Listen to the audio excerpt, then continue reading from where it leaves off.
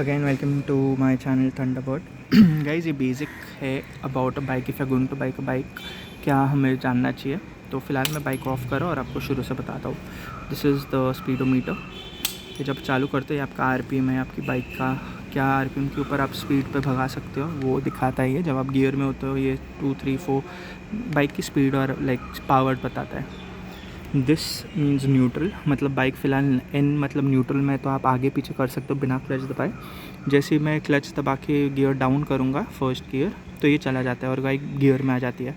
Example, अगर आप हिल के ऊपर पार्क कर रहे हो तो आई वुड सजेस्ट आप हमेशा फर्स्ट गियर में पार्क करो कि पहिए हिले नहीं, क्योंकि ये न्यूट्रल के ऊपर पहिए मूव होता है।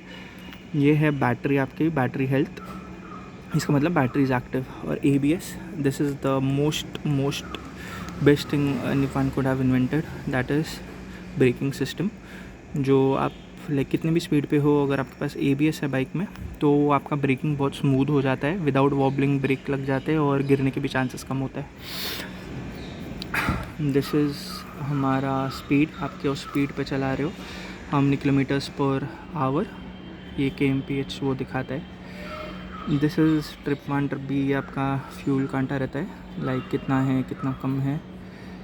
ये टाइम है, ये मेरे कितने किलोमीटर्स हुए मैंने, ये ट्रिप A दिखा रहा है। और अगर दिखाओगे तो ये एवरेज, फ़िलहाल मेरी बाइक थोड़ी जूनी है तो एवरेज कम है, 15 है। But even if I go on a highway, because Mumbai city में बहुत ब्रेक मार के चलना पड़ता है, इसके लिए एवरेज गिर गया है। बट अगर मैं हाईवे के ऊपर अभी भी लेके जाऊँ तो मेरे को आराम से 23-24 मैक्स दे देता है average. These are the lights, आप देख सकते हो लाइट्स चेंज होता है। अपर डिपर बोलते हैं इसको। जब आप हाईवे पे रहते हो और आपको ओवरटेक करना रहता है तो आप ये दे सकते हो। या रॉयल एनफील्ड में ये भी आगे रहता है, that shines.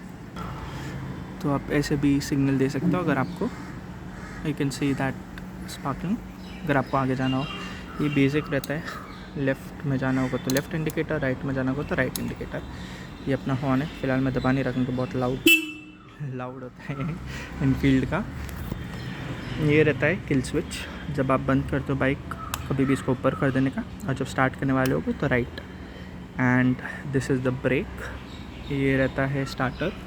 You press the starter, the brake and the clutch together, और फिर थोड़ा हल्का सा एक्सेलरेटर दोगे, बाइक स्टार्ट हो जाती है। राइट में जो रहता है ये ब्रेक्स रहते हैं। गाड़ी में जैसे आपने देखा रहेगा ब्रेक्स रहते हैं, सेम रहते हैं।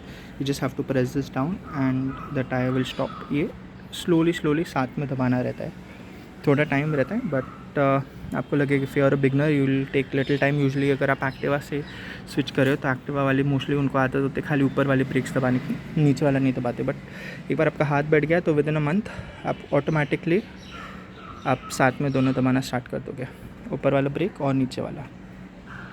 लेफ़्ट में जो रहता है वो क्लच रहता है।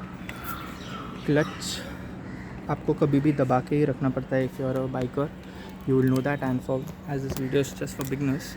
क्लच आपका जो उंगली रहती है ना सर, वो कभी भी इससे ज़्यादा नहीं खुलनी चाहिए जब आप स्पेशली ट्रैफिक में, इतना ही, क्योंकि आप जैसे अगर पूरा छोड़ते हो तो बाइक जॉक देके बंद हो जाती है।